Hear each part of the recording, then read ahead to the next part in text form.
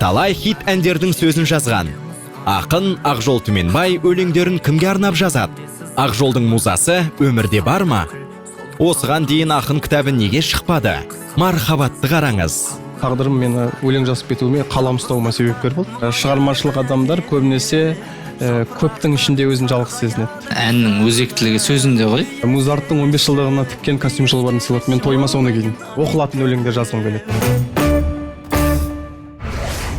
Арнамызға енді ғана қосылған көрермендер болса, қымбат көрермен, қайырлы күн. Эфирде Мархабат бағдарламасы. Бүгінгі күндеріңізге сәттілік тілейміз. Ал біз хабарымызды әрі қарай жалғастырамыз. Өкініп тұрып жақсы көремін, көрінген едің шуақтай маған, шөлдесең жаным бұлаққа айналар. Әй, Жандәурен, Күйбенім Не болды саған? қан жылатса да, бәуде. сүйгенін бірақ жылатпайды адам. Жақсы көрем деп жиялдайсың ба, жан тәнің менен сүйе алмайсың ба, менің жүрегім кешірімді ғой, Бұда бір сыр бар. өз жүрегіңнен Ұялмайсың ба. Тамаша әндердің бірі ғой. Сөз жоқ десек те енді дәл қазір енді Мархабаттың үстінде эфирді жүргізіп жатқан кезде енді бірден әндетіп шыға келген Жоқ енді мүмкін таңым бар. Наргиздің ән тыңдағысы келіп отқан шығар деген ниет қой менікі. Иә, негізі ән тыңдағым келіп отыр. Жігіттер, қыздар, жаңағы мен орындаған ән жалпы Кеңес Әлімжан орындайды. Иә. Ал ол әннің сөзін жазған ақын Ақжол Түменбай. Білесіңдер ме? Әрине білеміз. Менің ойымша Ақжолдың өлеңдері ерекше. Ойын ашық жеткізеді. Иә. Қандай әнге сөз жазады, бірдей хит болып кетеді. Мен негізі Ақжолдың шығармашылығымен Нұрболат Абдуллиннің Сүйемін ән арқылы танысып едім. Туф. Енді Жандәурен, сенімен біраз сөйлесіп отырсақ, Шерхан екеуміз біраз құпияны ашып қоятын сияқтымыз. Қазір ақынның өзінен сұрайық. Жақсы. Ал құрметті көрермен, Мархабаттың төрінде қонақта ақын Ақжол Түменбай. Құрмет қошеметпен қарсы алайық. Мархабат! Ақжол! Ассалаумағалейкум. Қош келдіңіз. Көп көрмегені. Ал, Мархабат, төрлетіңіз. Ақжол, өзіңді көргенімізге қуаныштымыз. Қайырлы күн. Қайырлы күн. Ал, Ақжол, Қызылордадан келдіңіз. Иә, Қызылордадан Күріш әкелдіңіз бе әлде өлең арқалап келдіңіз бе? Жоқ, күріш енді егіледі ғой. Әлде кәмпит алып келдіңіз бе? Қазалы кәмпиті бар, иә. Бар ма? Әлімжанның үйінде. Онда қазір хабар бітсін, Әлімжанның үйіне барамыз. Енді әзіл ғой, Ақжол, сізді студиямызда көргенімізге қуаныштымыз. Қош келдіңіз Алматыға. Қош көрдік, рахмет шақыртуларыңызға. Арнайлап келдік, сіздерді көргеніме бек қуаныштымын. Біз де қуаныштымыз. Алматыға қош келдіңіз бірінші, Мархабатқа қош Рахмет, келдіңіз. рахмет. Енді сұрайық сізден, не істеп жүрсіз қазір? Қазір Қызылордада мен негізгі бітірген мамандығым педагогика, қазақ тілі әдебиет пәні мұғаліммін. Дәл қазіргі таңда Қызылорда қаласында қалалық кітапханада жұмыс жасаймын, кітапханашы. Ең керемет жұмыс қой. Менің өзіме керек жер. Иә. Негізі кітапхана саласына жалпы ер жігіттердің баруы екталай. Иә. Өзі кітапханада басым бөлігі әйелдер қауымы, қыздар қауымы болады да, бір екі еркек жігіттер жүреді сол кітаптың айналасында. Кітап құмар, кітапқа ғашық, шығармашылықпен айналысатын көбінесе сондай. Енді әріптестер, мен жалпы Ақжолды осыдан қателеспесем 4-5 жыл бұрын Сәкен ағамыз, яғни Сәкен Майғазиев ағамыздың Инстаграм парақшасынан көрдім. Осыдан 4-5 жыл бұрын. Солай ғой? Иә, ол да тура осы бағдарламаның алдындағы, осы Мархабат бағдарламасының продюсері, мен жақсы адам деп атаймын ғой, Әлия Құдайбергенованың Беу деген бағдарламасы Сәкен аға жүргізді. Сол хабарға келдім. Сол хабардан шыққаннан кейін қаумалап қыздар өлең сұрады. Сосын мен ол кезде бір көзім жұмып алып өлең оқитынмын, енді көзіміз кейіннен ашылды ғой деген. Содан қыздардың ортасында тұрып, арғырап өлең оқып тұрғам, мен көзім жұмып алып өлең оқып тұрып, көзімді ашсам алдымда Сәкен аға тұр. Сол хабарды жүргізген. Қарасам, жанарына жас алып, мен ана туралы өлең оқығам. Сол өлеңді оқысам, сол білеміз енді Сәкен ағаның әлеуметтік желіден анасын қалай ерекше құрметтейтінін, қалай ерекше сыйлайтынын жүрегіне батып кетті ғой ана туралы өлең. Сол жылап көзіне жас алған. Содан таныстық, білістік сол жерден басталды. Бір көрген біліс, екі көрген таныс, үш көрген туыс деп қазір Сәкен ағамен туысқандай болып кеттік. Маған семейде жүргенде қолдауын көрсетті. Мен үйленгенде маған өзінің Музарттың 15 жылдығына тіккен костюм шалбарын сыйлады. Мен тойыма соны кидім. Қандай керемет. Ендеше Сәкен ағамыздың жолын берсін сізге. Аумин. Ендеше Ақжол сол өлең шумақтарын дәл қазір оқып берші. Бүгін менің апамның туған күні. Балалық ай, балпаңдап жазым басқан, тағдырыма мехнат жазылмастан. Мына менің табаным жарақатсыз, ал апамның маңдайын әжім басқан. Қадыр қашқан менен де ұят налып, аспан неге жылайды жияқталып. Ажарына апамның әжім түсті, әжемді жеңген тағдыр сияқтанып. Көрмейсің бе тірліктің тербелуін, мен өмірге алмаған келді өмірім. Есім кетіп әлдей мен есіліңге, еңбек деуден басталдау пенделігім. Апа, мен қырт өмірді көксемедім, көксемеуге бар еді көп себебім. Тоймай қалған қозыдай дүре тиіп, етегіңе оралып өскен едім. Шөккен еңсе, ақ түскен тау құмырға, кәрілік кәрленеді жау қырында. Аяғыңның астында аят болған жұмақтың иісі бар жаулығыңда. Мысқыл күлкі, мүжіген мүрде мұңды, күпі киген қара өмір кімген нұрлы. Бүкірейген апама қарап білем, мен кімнің арқасында жүргенімді. Тар құрсағын кеңітіп құндақтаған, емізген, еміренген қымбат адам. Тас емшегін жібітіп таңдайымды ана сүтінен құрғатпаған мен апамның жастығын ұрлап барам. Қазақи, қарт атана тентегі бір, күрмеуге келмей қалған келте ғұмыр. Әне міне дегенше түгесілер әжем айтқан әй жалған ертек өмір. Сөнді жұлдыз, құба таң бозарды да, болмай отыр болмағыр мазам жүді. Апамның туған күні өткен сайын әжем келе береді көз алдыма. Қандай керемет. Шіркін, қандай тамаша. Бұл апа деген менің анам. Мен кемпірдің баласы болғандықтан мен өзімнің анамды апа деп өскем. Ақжол мырза, соны өзімде сұрайын деп отырғам. Апаңыздың қалы қалай? Қазір сол кісінің жанындасыз ғой? Жоқ, қазір ол кісілер ауылда. Мен облыс орталығында, Қызылорда қаласында тұрам. Әке шешем, үйдегі кенже бар, кенже бала бар. Қарашаңырақта. Қазалыда, Ақтан Батыр деген ауылда, Қарашаңырақта. Ауыл аймақ қалай? Ағайын туысқан барлығы жақсы ғой? Барлығы ауыл ел аман, мал жан аман. Сол барлығы күріштің қамына, егістіктің қамына кірісіп жатқан шығар енді қазір. Сондай кезең ғой. Кемпір шалдың баласы өсіп жатыр ма? Өсіп жатыр. Жақсы. Ерте өстіп құса өсіп жатыр ғой. Нешеге келді? Жасқа енді толады. Жасқа енді толады жасқа. Тамаша. Енді балаңызда енді әкесінің өнерінен алшақ кетпей мүмкін алдағы уақытта ақын болар. Енді ол біздің қолымыздағы дүние емес, ақын болуы, біздің қолымыздағы дүние оның адам болуына ықпал ету. Ол қандай мамандық, қандай қабілет дариды, қандай қасиет дариды, енді ол Құдайдан берілетін қасиеттер, қабілеттер.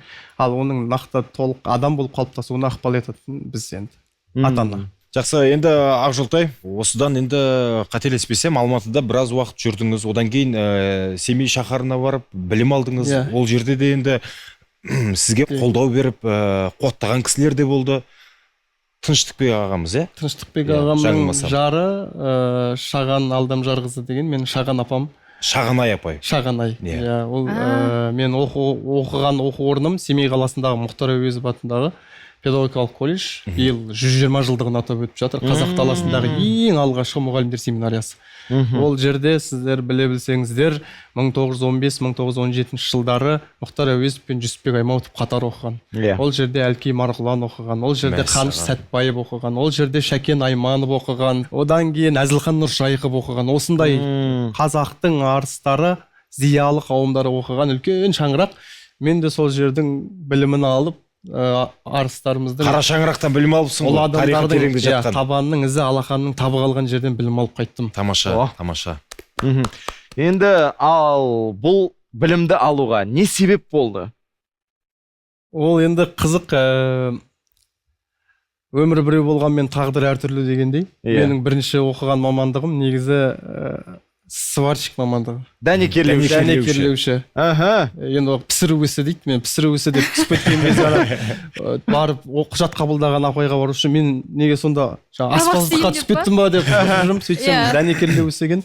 Одан кейін ол дәнекерлеу ісі 7 бала оқуға түстік та, Қорқыт мемлекеттік университетінің жанында колледж болды. 7 балаға группа ашылмайтын болып, ол бір айға жетпей ол группа жабылып қалды. Қорқыт университетінің колледжі ғой. Колледжі, иә. Сосын бір аптадан кейін 10 күнге жетпей, бір айға жетпей ол жабылып қалды да, бізді автоматты түрде мұнай-газ мамандығына ауыстырып жіберді. Сөйтіп мұнай-газ мамандығында оқып жүредік. 3-ші курс соңғы аяқтайтын жылымыздың 1-ші семестрден кейін 2 жыл оңай еді ғой. Иә, Қорқыт университетінің колледжі жабылып қалды. Содан кейін мен Исатай Әбдікәрім атындағы политехникалық колледжде мұнай-газ мамандығын бітіріп шықтым. Қорқыт колледжіне түсіп, Исатай Әбдікәрім атындағы политехникалық колледжден бітіріп шықты деп берді дипломды. Содан кейін енді ол қызыл дипломға бітірдім. Ең қызығы, мен жаратылыстану бағыттағы мамандықтарға аса қатты ебім жоқ адаммын. Бірақ қызығы соны мен қызылға бітіріп, Ақтөбеде мұнай-газ саласында бір аз уақыт жұмыс жасадым. Бірақ ғана жүрген кезде бір өзіңнің жұмысың емес екенін жаныңмен сезіп жүресінде, бір айдауда баяғы пирамиданы салып атқан құлдар ұқсап жүрдім. Бірақ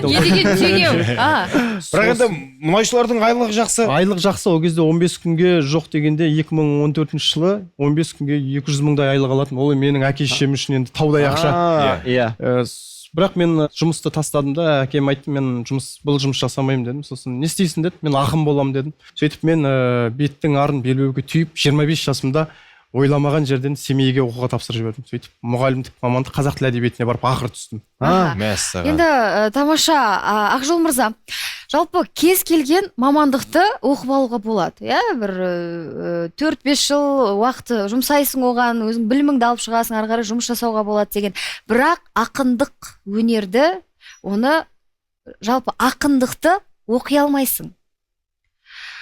Құдайдан берілмесе, енді оған бір қанмен келмесе, табиғатыңда болмаса, сен сәулелі өлеңді жаза алмайсың. Жалпы қанша жасыңыздан бастап, жалпы қай кезден бастап өлең жаза бастадыңыз? Және сізді қай кезден бастап ақын ретінде тани бастады? Дүйім жұрт. Дұрыс айтуыңыз орынды, сөзіңіздің жаны бар. Францияда, Европада Сорбонна деген университет бар екен. Сол университеттің фойесінде осындай бір афоризм бар екен. Құдай бермегенді Сорбонна бере алмайды деген. Сол сияқты дүние адамның бойына өзінің таңдауынан тыс, еркінен тыс, сенің қаныңмен келетін, жаныңмен келетін, құдайлық тылсыммен келетін қабілет ол еш жерде оқытылмайды. Ол осылай ғана қабылдау керек. Ол бізде таңдай алмайтын дүниелер бар. Мысалға біз ата-анамызды таңдай алмаймыз, біз ұлтымызды таңдай алмаймыз, сол сияқты біз талантымызды да таңдай алмаймыз. Себебі талант Құдайдан солай беріледі, шын таланттар.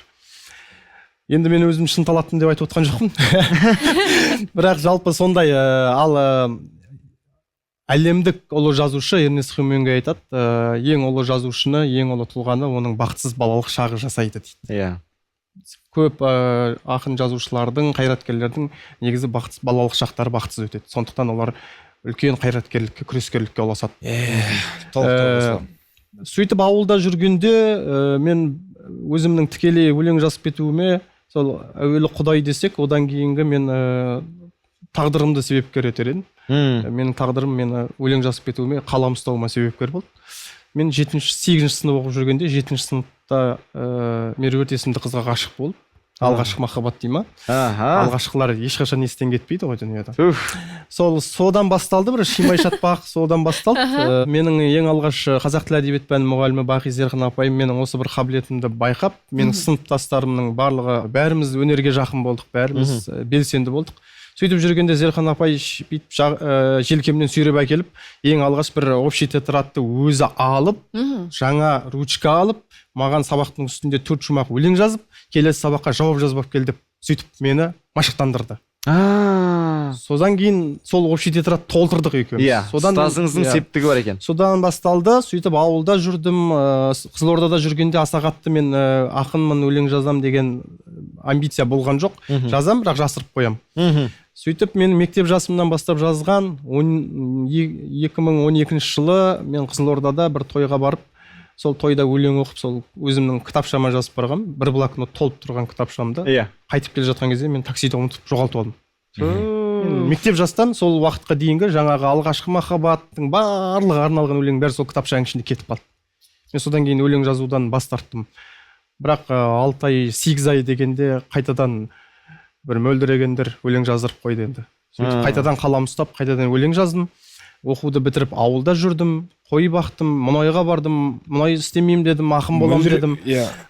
Күзет Торғай петролиум деген бар, ол жаққа күзетке бардым, оны істемеймін, ақын болам дедім. Алматыға келдім, құрылыс істедім, оны істемеймін, ақын болам дедім. Сөйтіп жүргенде мен ВКонтактеде өлеңдерін жариялап жүргенде менің өміріме тағы да бір себепкер Оралхан Бөкейдің бір керемет сөзі бар. Бақ адамға адам кейпінде кездеседі дейді.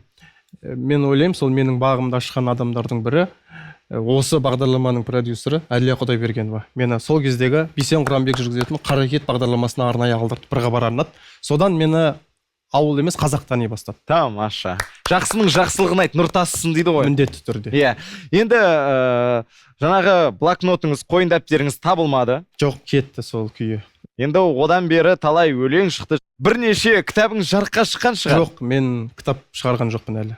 Әлі бір кітабыңыз шықпады. Мен өзімнің сол жазып жүрген уақыттарда мен ойлайтынмын, мүмкін мен 30 жасымда бір кітап шығаратын шығармын деп. Биыл 30-ға толдым. Ниет бар, бірақ әлі өзім көңілім толмайды әлі өлеңдеріме. Бір кітап болатын. Қызылордада Әділ Ботпанов деген ақын болған. Қазақ әдебиетіндегі өте тағдырлы ақын. Себебі Әділ Ботпанов 97 жылы үйінен шығып кеткеннен әлі өлі тірісі белгісіз, хабарсыз. Туған күнімен құттықтап барайын десең өзі жоқ, бейітіне барып құран бағыштайын десең бейіті жоқ, сондай ақын ол. Жоғалған ақын. Сол ақын мен 37 өлеңмен қазақ әдебиетінде төңкеріс жасаймын. Егер мен 37 өлеңмен мойындалмасам, онда мен бұдан кейін өлең жазбаймын деген ұстанымы болған.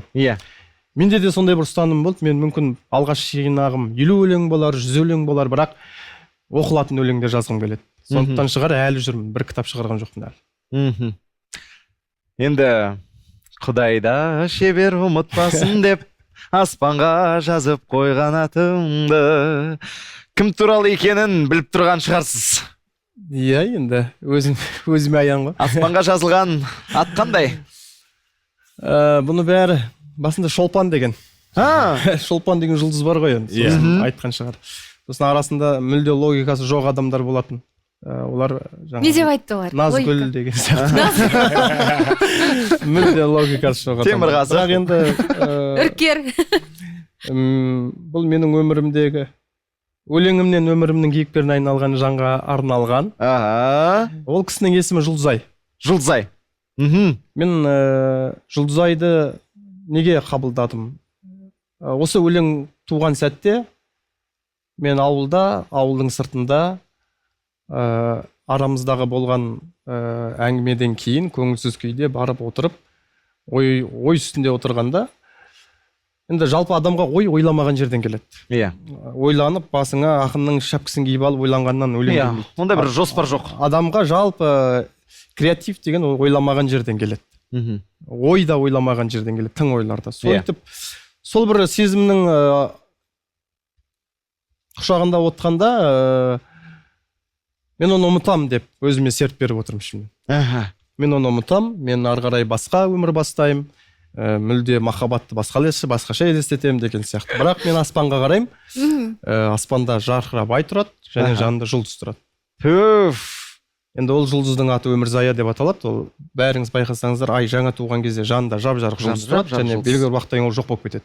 Оның аты Өмірзая деп аталады. Сол ай мен жұлдыз тұрды да, мен неге ол шынымен неге ол Назгүл емес, неге ол Ботай емес, неге ол Жұлдызай, неге және оның есімі аспанда тұр? Демек бұл менің тағдырым шығар деп. Ашық аспанда, мінекей табиғаттың өзі де ұмыттырмай тұр ғой. Құдайда басында енді андай ақындық амбициямен Құдайда қырсық деп жазғам ғой. Енді кейіннен бір жазылған өлеңді кейіннен қайтадан бір қарайсың ғой. Артық кемін іздейсің ғой. Сонда Құдайда шебер ғой деп, соны ұмытпасын деп, оның есімін аспанға жазып қой деп. Солай туды, солай бұл өлең кейіннен жандос қаржаубайдың ән жазылып сөйтіп әнге айналып кетті ғой. кеңес әлімжан қазір орындап жүр. Иә, енді Өз жүрегінен кеңес ұялмайсың. әлімжанның қазақ ән өнеріне келгендегі паспорты ғой, енді бұл төлқұжаты. Енді біз жұмбақтап отырмыз, көрерменге түсінікті болу үшін айтайық, Жұлдызай қазір Ақжолдың жан жары. Үйдегі келіншегі. Үйдегі келіншегі. сіздер жалпы енді музаны үйге кіргізіп алған қалай екен? Ол болды. Ол сол жерден тоқтайды. Ол муза емес. Енді ол менің әйелім, ол менің баламның анасы. Муза қол жетпеген кезде муза. Ол қазір енді менің жарым ғана, баламның анасы. Жоқ, муза бар ма емес. енді? Муза жоқ па сонда сізде қазір? Муза екі кейіпте болады. Біреуі жанды кейіпте, оның өмірде бар, бірақ сенің қолың жетпейді. Екіншісі сенің өзіңнің қиялыңнан жасап алған жансыз кейіптегі муза болады. Мен сол жансыз кейіптегі музамен өлең жазамын қазір. Және қазіргі менің тақырыптарым ауысып кетті. Бұрынғы махаббат тақырыбы қазір ақырындап Мұқағали айтпақшы, поэзия махаббатпен басталып парасатпен аяқталуы тиіс дейді. Менің өлеңдерім сол кішкене махаббаттан парасатқа ауысып бара жатқан сияқты. Негізі Мұқағали атамызды кейде өлеңіңізге де қосқансыз. Иә, жаңағы өлеңнің ішінде бар. Біраз ол тиктокта тарады негізі. Тарады. Енді ол өз жүрегіне ұялмайсың бағының соңғы шумағын қосқан жоқпыз әнге. Мен өзім қарсы болдым Әлімжанға. Бірақ кейіннен тарап кетті ғой. Ең соңғы шумағы қарамады ол ұшықталсам да, қара бастым ау түсіп сарсаңға, Мұқағалиды тірілтіп алып, махаббатыма ішіп барсам ба деп аяқталады. Сосын бәрі өкпелейді енді маған, Мұқағалиды неге сен алқаш қылып көрсеттің, Мұқағалиды неге бүйттің деген сияқты. Сосын мен айтам, мен бүгін махаббатқа ішіп бардым. Бардым дағы отырдым қарсы қарап. Ол да отырып түрі жоқ хәл сұрамақ, сұқтанған жат көздерден жасқандым да, тайып тұрдым қашанғы хәлші дамақ деп. Кім жазды? Мұқағали жазды ғой енді. Мен де сөйтіп барғым келді махаббатқа. Менің ода кінәм жоқ. Тамаша. Арнамызға енді ғана қосылған көрермендер болса, қымбат көрермен, тағы да қайырлы күн. Бүгін мархабаттың төрінде ақын Ақжол Түменбай бүгін бізде қонақта. Енді Ақжол, бағана ғана өзіңіз айтып қалдыңыз, енді жаңа өлеңдерім бар. Иә. Тағы да бір өлең сұрасақ, енді ақыннан енді өлең сұраймыз ғой енді. Тақырыптар ауысып кетті дедіңіз. Иә, тақырыптар ауысып. Сол тақырыптары қызық болып тұр бізге. Мен туған күн деген бір өлеңді оқып берейін. Ал, мархабат. Тумадым, туылмадым, жаратылдым. Тас түнегін қақ жарып қара түннің. Жетім қозы сияқты желін іздеп қарайғанға жүгіріп баратынмын. Ағарғаннан ақ еді бала көңіл, жан апамның қайғысы қара қоңыр.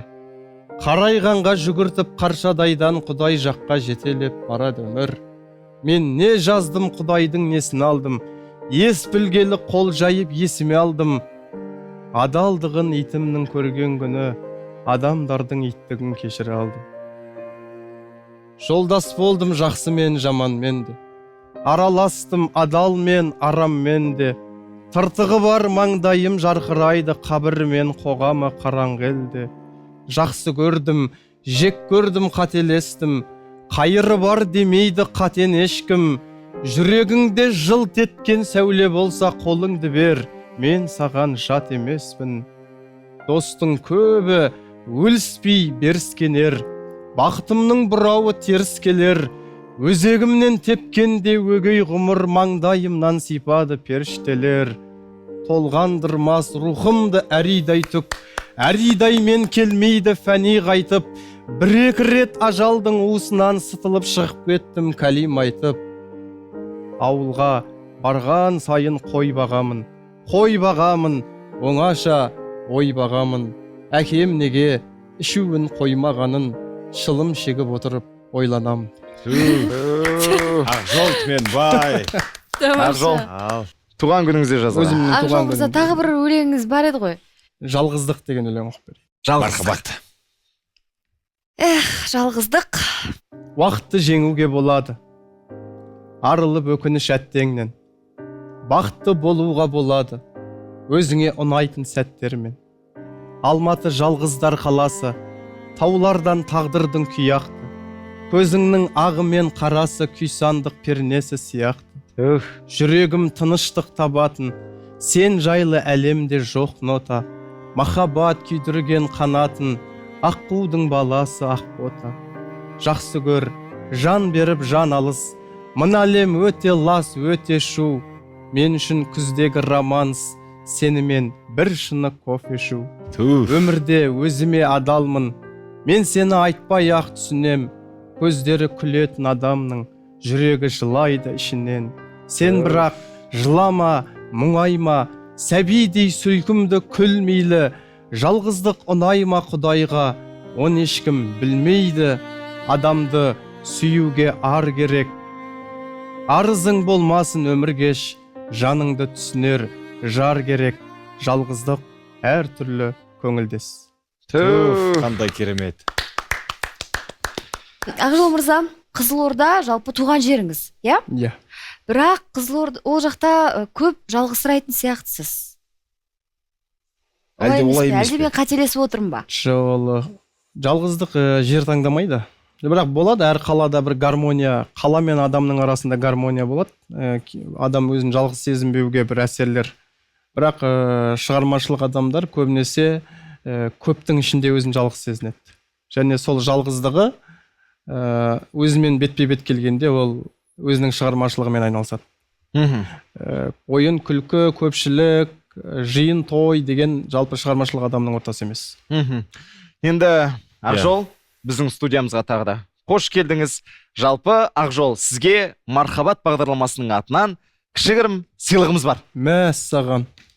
Ақжолтай, енді мархабат бағдарламасының атынан кішігірім ғана сыйлығымыз.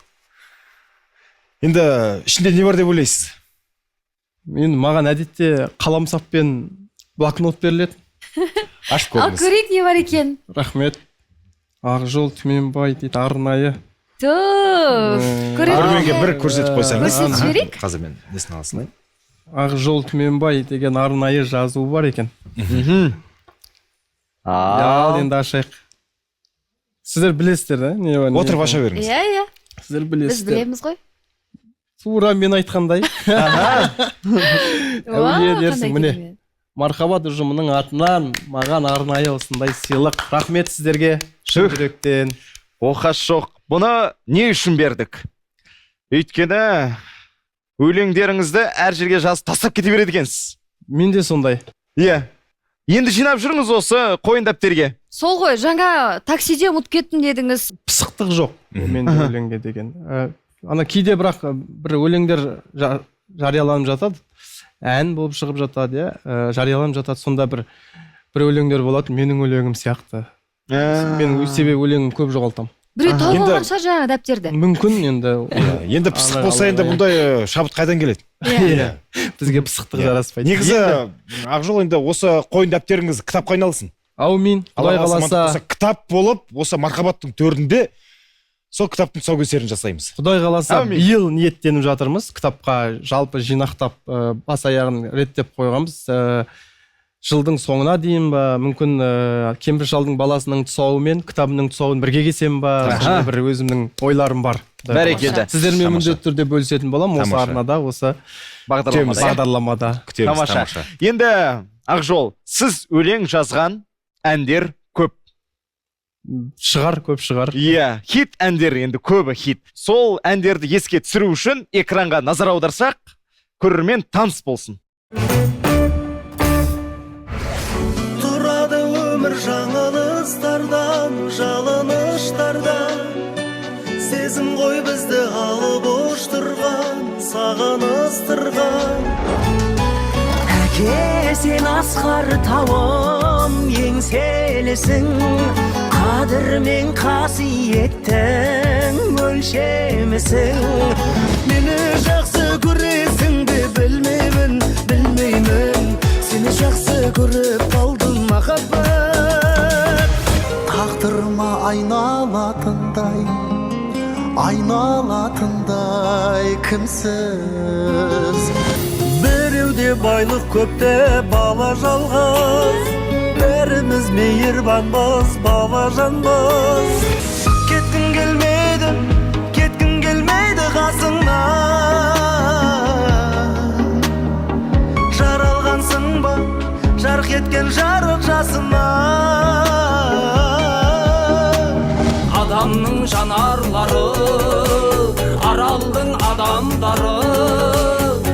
отынан жаратылған. Жақсы көрем деп жиі алдайсың ба, жан тәніңменен сүй алмайсың ба? Менің жүрегім кешірімді ғой, өз жүрегіңнен ұялмайсың ба? Әкең деп айтатын анам, әкем деп айтатын адам, барға да шүкір. Көп достарменен жалтарып кетті, жалғыздық қалды менімен. Адамдардың жүрегінде мұз бар ма? Адамдардың көңілінде сыз бар ма? Қызғалдақ гүл солып қалған суықтай, қызғалдақ қыз тоңып қалған ызғардай. Жалғызым жаным жанапам, мақтанамам қалақам. Ананың жаны бос торғай, баланың жаны балапан. Адамды Алла көп сынар, әкенің сөзі оқ шығар. Анаңдай сұлу адамзат жұмақ жақта да жоқ шығар.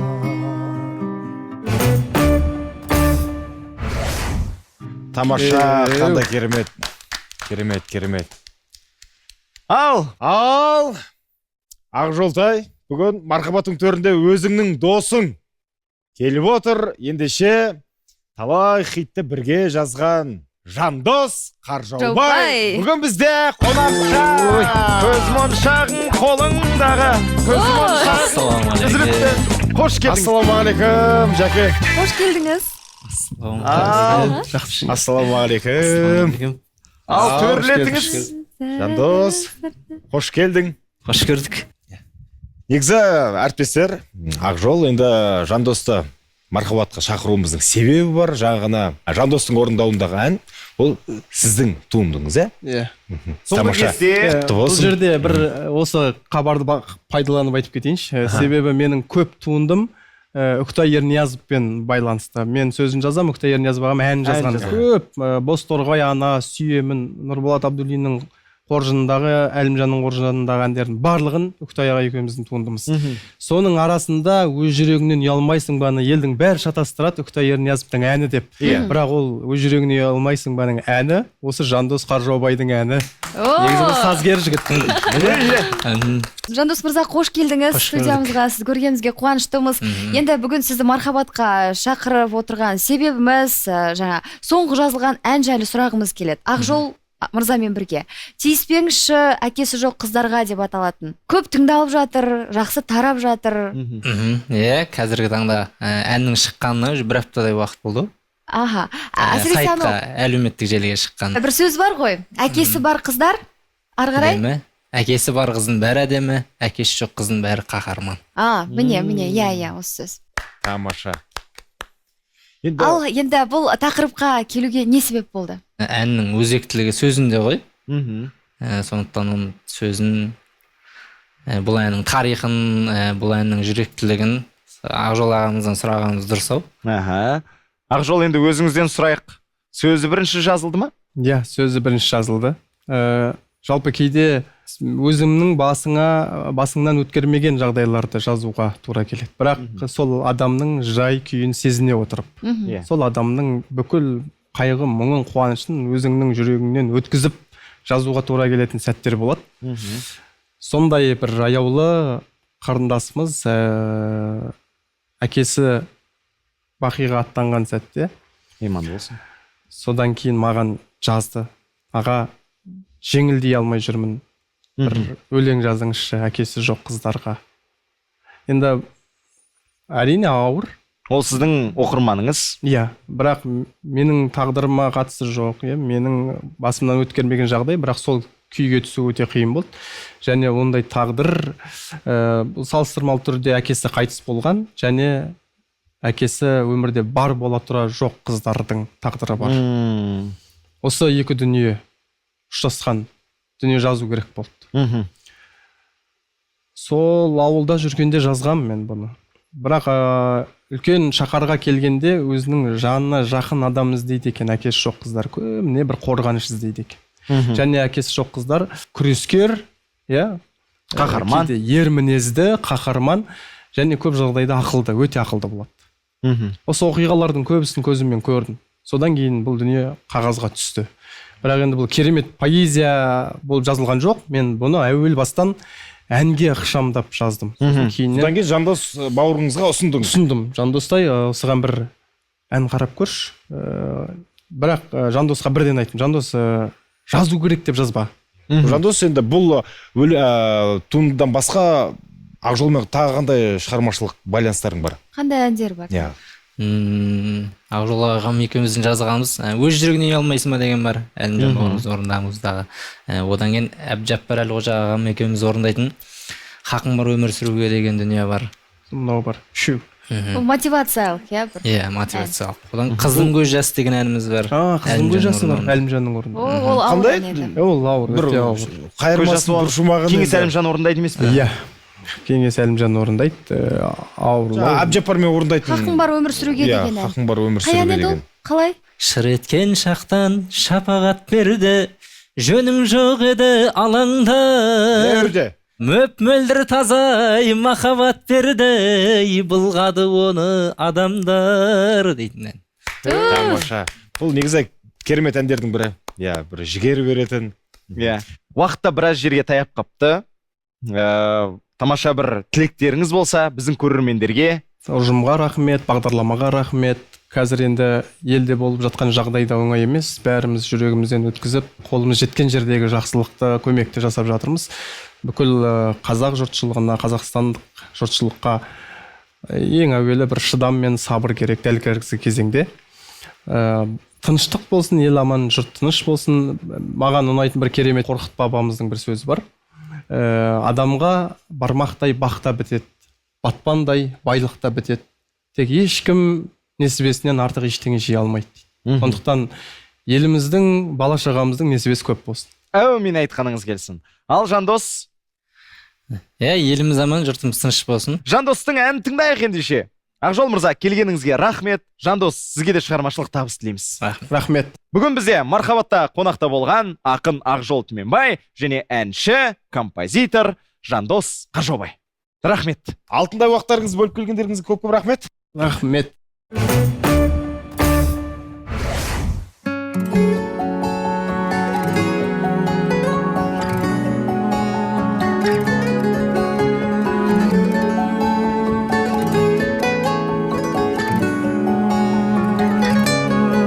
Жақын іздеп жат көрінген шаһардан, бір жақсылық күткен ұлы сапардан.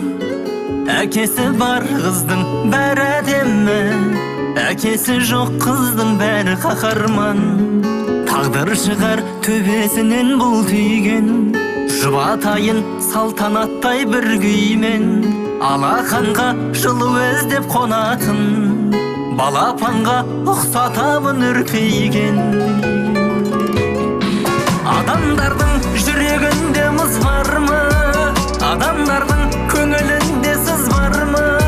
Қызғалдақ гүл солып қалған суықтай, қызғалдақ қыз тоңып қалған ызғарғай. Жалғыздықта мұңаяды әкеде, жапырақта сарғаяды күз барда. Иескеніші маңдайынан иттерлік, тиеспеңіші әкесі жоқ қыздарға.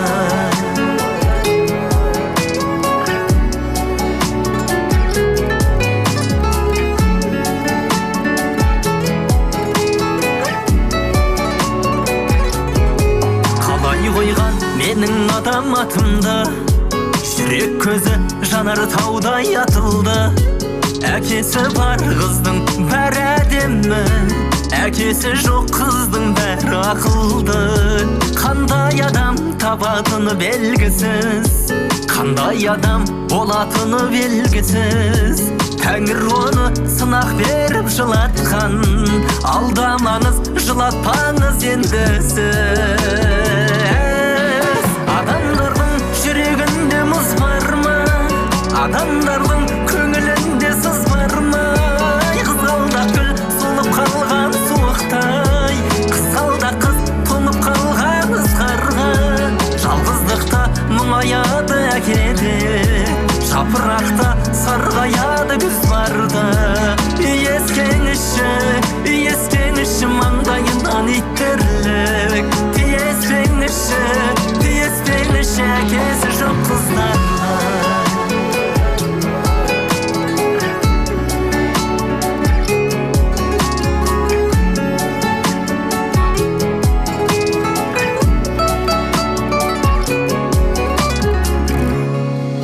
Адамдардың жүрегінде мұз бар ма? Адамдардың көңілінде сыз бар ма? Қызғалдақ гүл солып қалған суықта, қызғалдақ қыз тоңып қалған ызғарға. Жалғыздықта мұңаяды әкеде, жапырақта сарғаяды күз барда. Иескеніші маңдайынан иттерлік, тиеспеңіші әкесі жоқ қыздарға.